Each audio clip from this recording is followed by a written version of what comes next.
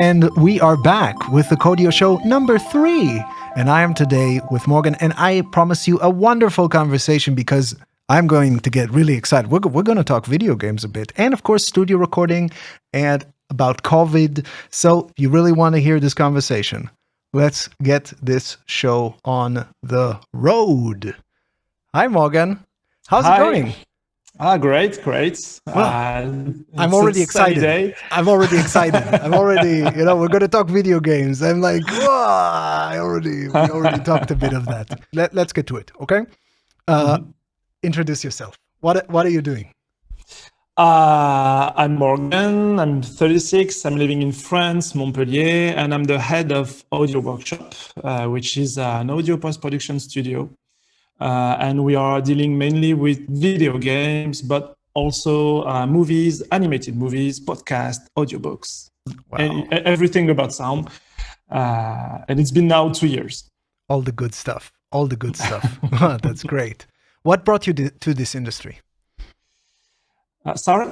What brought you to audio, to this industry, to doing this? It's it's a childhood stuff. I started with my brother. We were always watching cartoons and stuff at TV, and he had a camera at the time, and he was always recording everything. And I recreated the sounds of everything he was recording. So that's where I started. Then I had a band for 10 years. I played the bass guitar in a metal band. We had a lot of gigs with famous French bands. And also I started my studies into the sound industry, and I went to Belgium to start my career into the documentary field. With the first movie I did was Nostalgia of the Light with Patricio Guzman, who is a Chilean director. You do movies too? Wow. Yeah. It's like you do all the things I like. Video games, music, audiobooks, movies. Can I have your job, please? No, I like my job too. But please continue. And so I started with documentaries and audiobooks, and the first movie I worked on was Nostalgia of the Light, as I said, and we were to Cannes for the Palme d'Or. So that was a great experience, the first one. And I was like, whoa, if it's like this all the time, I want to do this job for my lifetime. It's not, in fact. Well, I don't like to go to the bad stuff right away, but we actually just talked about this. And I think this is very, very important to talk about this right now. We see how COVID came back now for a second time. And actually, we wanted to have this interview before. Because of COVID, we had to postpone. And also because of COVID, we wanted to have a little debate here. We can't do this. So maybe we start with the bad things. How are you dealing with this pandemic? It was a strange year. 2020, and 2020 started well. In fact, we were in Los Angeles and dealing with a lot of contracts, and we came back to France in February with a lot of things in our pockets. And the COVID came, and the first lockdown in France came, and we were about to close the company, almost. So we have to rebuild everything during the 2.5 months lockdown in France. The good thing was the French government asked the people to not pay back the rents. We didn't have to pay back our credit banks. We didn't have taxes to pay, and so it was like a video game. We paused everything, and we were looking for new solutions. And it worked because in May, when we went out of lockdown, the phone was ringing again, and a lot of projects were coming on. And now we have about 2 or 3 years of job ahead, and we are really happy about that. But it was a hard time. I think I never worked so much in my life during the lockdown because we didn't want to lose this company. We believed in the potential of the company. And I think we were right regarding what's happening now. This is, you're saying good stuff because a lot of times I work here, this is, let's say more, we work at audio, but it is high tech. So, and many times I think in our industry, this side, the high tech side of the industry was less affected sometimes. Actually, it's in some aspects, it's going better because, you know, the whole remote thing, all this, you know, bringing the studio to a virtual space, all these things, they're really sought after. And you are representing the side that, no, not everything is okay. Not everything is going good. Actually, it's the majority of people in this world are suffering immensely because of this terrible pandemic. And first of all, it's good to hear that to bring us all down to earth, because we need to serve exactly these kind of use cases to making people go over this pandemic. Having said that, don't you think that maybe this is a sign that the concept of the studio, the old school studio, is maybe over? It's a huge question.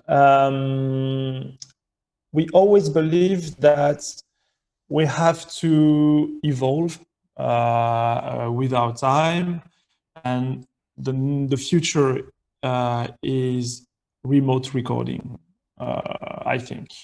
But we cannot do that for everything.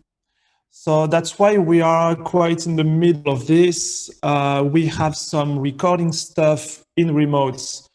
For example, we have a video game now. We are recording a video game in English. We're going to talk a lot about that. We're going to talk a lot about that. And a lot of characters, we could record them in remote. It was okay. But in the meantime, we also have some needs in motion capture. So we need to have the voice actors coming to the studio to record their facial expressions. So that we cannot do in remote. And that's the same thing for movies and TV series, because we need to have the actors in the studio with an artistic director, dealing with them and explaining them how to act, what to do. And in remote, it's complicated, but I think advertisements, maybe some audiobooks, but not everything, podcasts, we can do a lot of things in remotes. In fact, we can do even video games and TV series because we have a studio in Los Angeles. We are in partnership with a studio in Los Angeles and with Claire Dodin.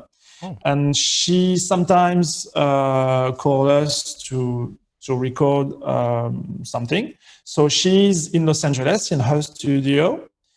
We are connected through Source Connect. And we can have a voice actor in our studio sending the data to Los Angeles, or in the other way, we can have voice actors in Los Angeles recording, and we get back the data in Montpellier. So that's possible, in fact. If you have a good connection and if you can play the video, I think we can do everything. But what about the audio quality when you're recording remotely? So, you know, you need to control the environment of the speaker? Or how do you do that? There are two main things to take in account. The first one is the booth. You need to have the booth of your clients, of your voice actor, if it's the voice actor recording in remote. You need it to be perfect. So that's one of the major problem now. A lot of voice actors don't have the good booth and the good microphone and the good conditions to record. I think we can fix that. We have some training courses in audio workshop, or we provide this kind of services. We help voice actors to have the good materials and the good booth to record remotely. That's the first point. And the second point is the connection. Because some softwares, they don't allow a good quality sound transfer. Or if you want a good quality, you need to pay. It's very expensive to have a software with a really good quality, 48 kilohertz and 24 bits. And no compression. And no compression. It's really, really expensive for the moment. It's something I'm also having a problem with, as I'm sure people will see afterwards. But what do you think about like artificial intelligence solutions? Like, for example, I was recently thinking of testing the NVIDIA broadcaster, for example. Artificial intelligence boosted noise cancellation, noise reduction. Noise treatment. So it basically that you could record in a louder environment and completely cancel any sounds that are happening in the background, and you are getting a recording. And I heard some of them, they're good. What do you think about these kind of solutions? There are some good solutions, especially from Isotope. Isotope have softwares that helps a lot. But it's very destructive. If we don't really handle that, if we don't know how to use that correctly, we can destroy everything. So that's tricky. But I heard about another stuff from NVIDIA. I think it's not a software, a hardware. You put that in your computer, and you can have a podcast, or you can broadcast something on Twitch. And you have like air conditioner just beside you. That's what I'm talking about. The broadcaster. It's NVIDIA broadcaster. That's completely insane. I saw that in the internet. I didn't test it, but I would like to. But that's insane. And if it works, it could be a game changer, really. And this is the first step. This is the first step to, I think. This brings me to another question that, especially to what you said right now, buy something. Okay, so this is something that changed a while back that I don't think I like.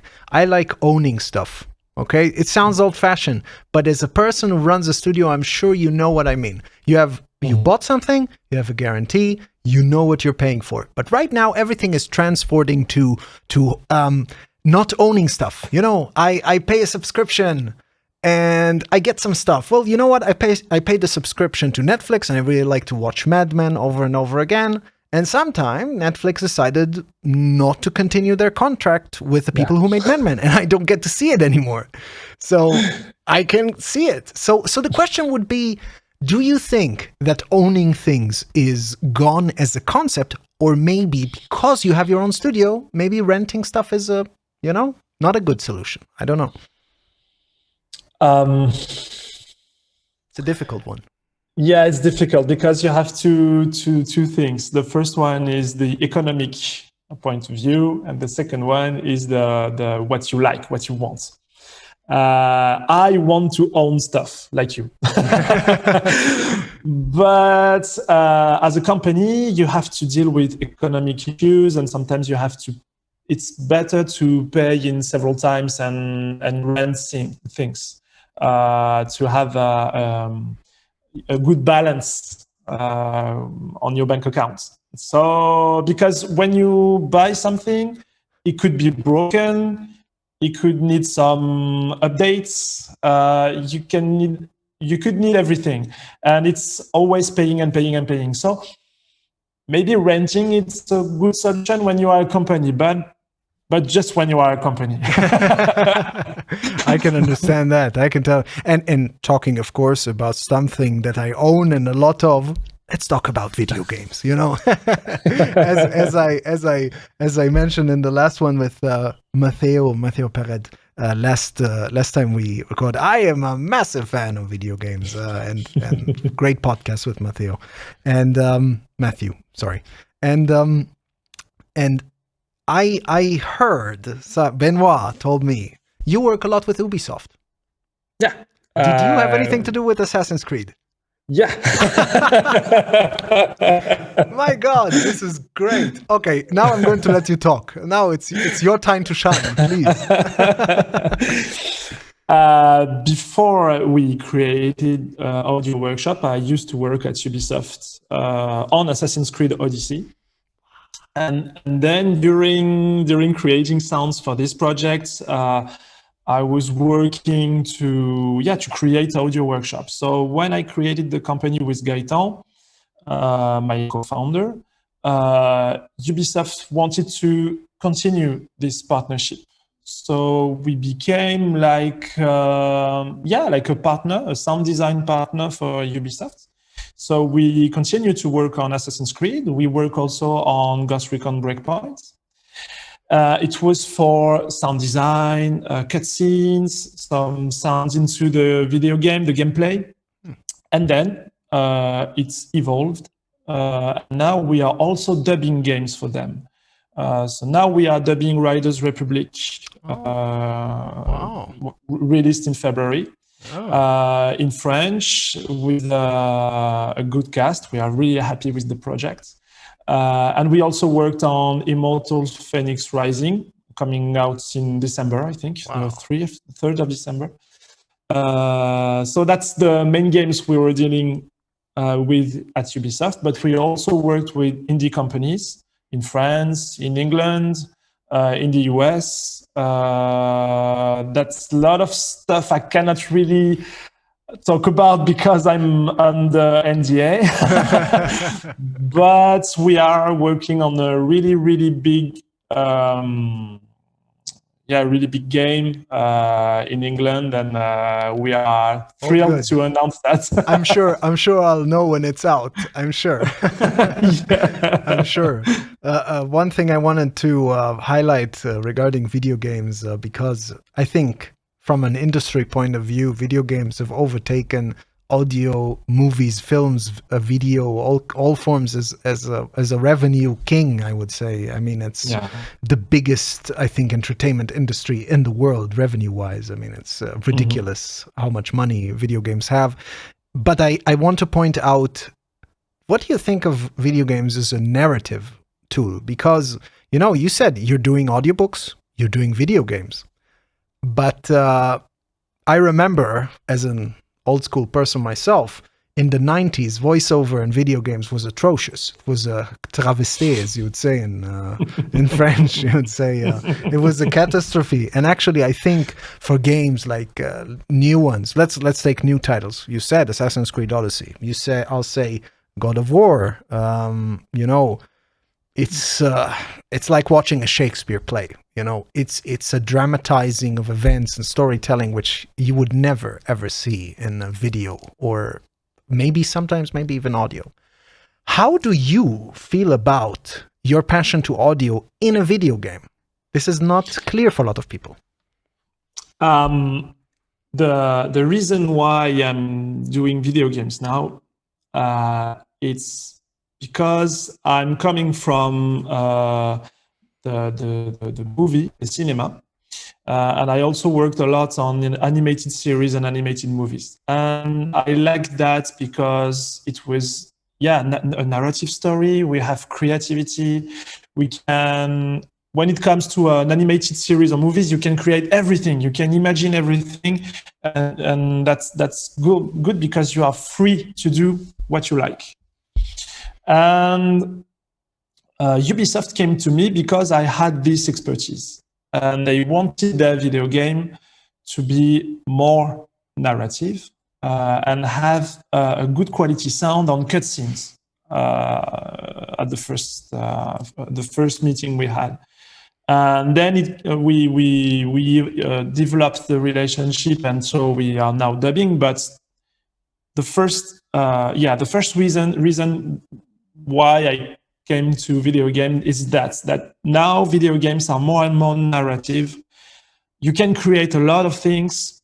We don't have the same way to create things in video games than in movies or TV series, but still it's something that seems never ending. You can create stuff your lifetime. If you want, Assassin's Creed Odyssey can never end. I noticed. I spent a lot of time in that game. It was exactly like that. It was exactly like that. And if you look at some games like Detroit Becoming Human, it's just insane. It is. You have, I don't know how many endings you can have in this game, but it's never ending. You can do what you want, and it means that in a sound design point of view, you have so much things to do. And what's funny now, it's that series on Netflix. They are now they are inspired by that and creating series that have several branches, and now you can choose what you want to watch. There was that Black Mirror. That Black Mirror. Yeah, that was exactly. Do you think there'll be more? So do you know that there are more? Yeah, I know. That's not fair. That's not fair. I know. Yeah, we are working on some of these projects. So this is incredible. This is mind blowing to me. What kind of a role does audio play in it? Because this one question to that, I asked that Matthew as well. When we're looking about the future, where we're looking to the future, and you know that even in a video game, a lot of companies market as the graphics. You know, the graphics next are going to be even better, and the users expect that too. Netflix, can it do 4K in a good quality? Can users stream it in good quality? Now you have audio. Audio, some would say, lags behind, and then now we have the time where we say, okay, so voice assist. We have more technologies coming. Audio is reinvigorated with this podcasting scene and everything. Do you think that audio has a place in the future in and of its own, or is it like everything is converging to multimedia? How do you see it? I think sound has already a good place in it. We have more and more demands from video games on Netflix for multi-channel sound, surrounding sound. And now we went to Netflix in January, and we had a good talk with some of the producers at Netflix in Los Angeles, and they were thinking about now having an Atmos version of every shows they have on Netflix. That means that we need to change our way of work, and we have to imagine the sound design in 3D. Wow. And surrounding, and we are also thinking about loudspeakers or headphones or materials that can broadcast the sound in this way. And that's already happening now. Really? In what way? Yeah. In what? But maybe you can say, I don't know. Like. I can. And now you have most of the products you can watch and listen to are in 5.1, 7.1 or stereo. And now we have softwares that allows us to expand the sound in 3D, and that's called Atmos. And it's a Dolby Atmos technology. And now we will have the sound all around us. And you can imagine each sound as an object, like a video game. It's coming from the video game, in fact. Well, somehow I'm not surprised. That's pretty good. That's pretty good. I will. I want to point out something in that, because you're talking about new technologies. I can say that in an industry-wise, especially because you have a studio, maybe you understand this, is that in audio, I feel sometimes like products that I'm buying, they don't lose in value. Like you said, let's say microphones, for example, SM7B, I think great microphone is a standard for a lot of broadcasters, but it costs the same amount of money that it did like 10 years ago, you know? Monitors, you know, there is not a lot of fluctuation in the price. Does that mean that there'll also be a lot of value? Because sometimes it seems to me like a lot of things in audio are stagnating. You can take a radio. When people say, you know, radio might stereotypically feel old, but actually a lot of listeners are going online. So there is a change, but you don't feel it. And that's why I would ask, do you think the value will be there in the future? It's complicated because talking about loudspeakers or monitors, for example, you have some brands. I'm thinking about Dynaudio. It's a really good brand, and I know people won't listen to their movie with this kind of loudspeakers because it's too professional. It's too and I'm sure the public doesn't know this brand. But for professionals, it's really important to keep this kind of materials because it's good, in fact. And maybe we will have something better in the future, but good stuff are already existing for now a decade or 2 decades. I think the things that will evolve the most are for the public, for podcast, for Twitch, for home recording.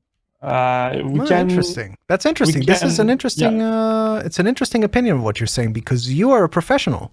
You would say there is always a professional grade equipment, but like you said, your interviewees or your actors, their booth is not always perfect. So you don't feel a danger saying, well, you know what? You have a studio, you've invested money, your talents have invested money, but at some point, some guy will come with a software that can do that from home with a decent audio quality and can undercut your price. So your business model is, you don't sense a sense of danger because you're a professional. Would you agree with that?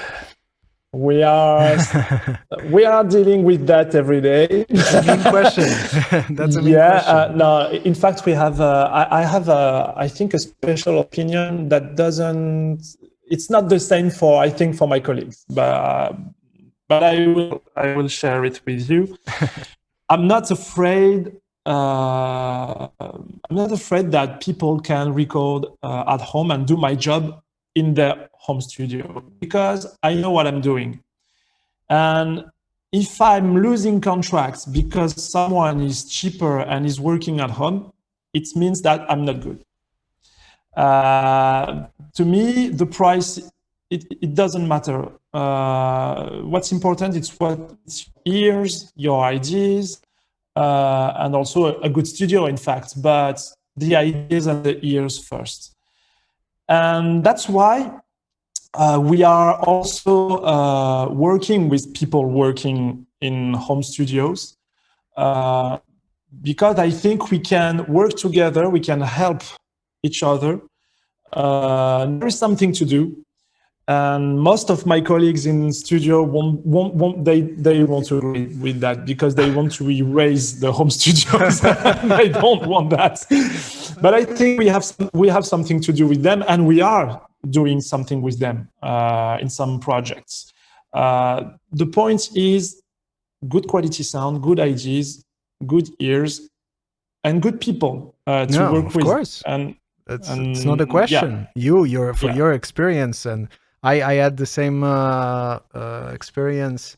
I have a home studio, but I also have this studio, so it's just more of another place to do work. And if I do some projects from home, but I was interviewed to a major news organization here in Germany, and the journalist asked me, can you record in a place that is like more quiet? I said, I have a studio at home. I use the same products I use at work. Maybe the microphone's not that good. It's not isolated, but I can treat it. I can do these things.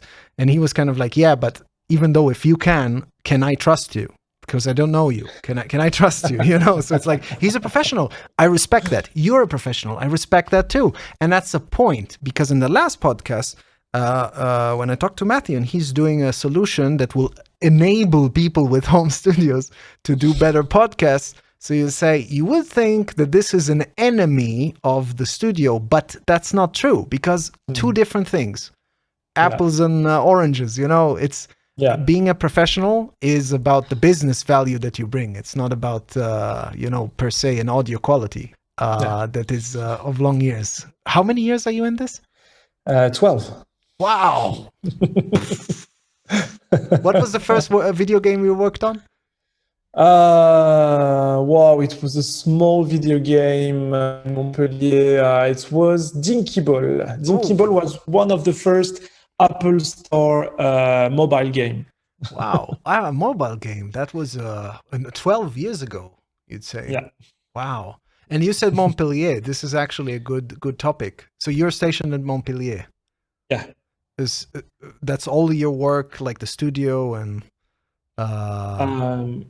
we are also working in Paris and Los Angeles and have partnerships all around the world, but our HQ is in Montpellier, and we want to stay in Montpellier because we are from there and we are attached to our mainland. That's good. Can you tell me a little bit about the audio scene there? Because Benoit told me, and because of COVID, I was supposed to go there. I'd actually want to record, frontally, not only remotely sometimes, and go to Montpellier. He tells me the audio scene in Montpellier is great, and that's why COODIO is there. Can you tell me more about that audio scene? Yeah, that we have a lot of new companies coming in Montpellier, but we also have it's not a good word, old ones. No, it's good. But a lot of them are there for many, many years now, and we have a good quality sound area, and we have more people coming now because we have now a new TV series in Montpellier. We have great video game studios like Ubisoft and other ones. We have more and more field recording. We have podcasts and audiobooks, and we have, I don't know how many audio companies there are in Montpellier, but I think it will be like 10 for a small city like Montpellier. So it's huge.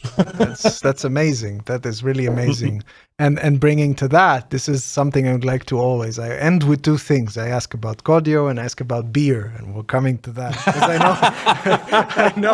I know that you and Benoit, you would open a beer sometimes, and me too. So let's start with COODIO, because after you're drunk, you can't talk about these things anymore, right? Let's talk about COODIO. You said Montpellier. It's a great place to do audio. It's a great place to network.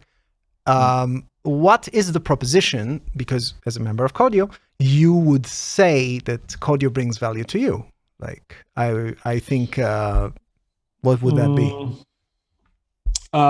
First thing first, I was able to meet my competitors. So yeah, I think it's really good to meet the other audio companies, because I'm, like I said, I'm not afraid about that. This is a job. We need to talk with the others to compare and to learn. That's really, really important. So that's the first thing. The second thing is we can have some business, because there are also TV companies, video games companies, and etc. So we can work in a better way. We can also mutualize our materials, the locations, and we can help each other and make Montpellier shine in France and Europe and in the world. And I think this is really important, because in France, and I don't know in the other countries, but in France, audio is often forgot.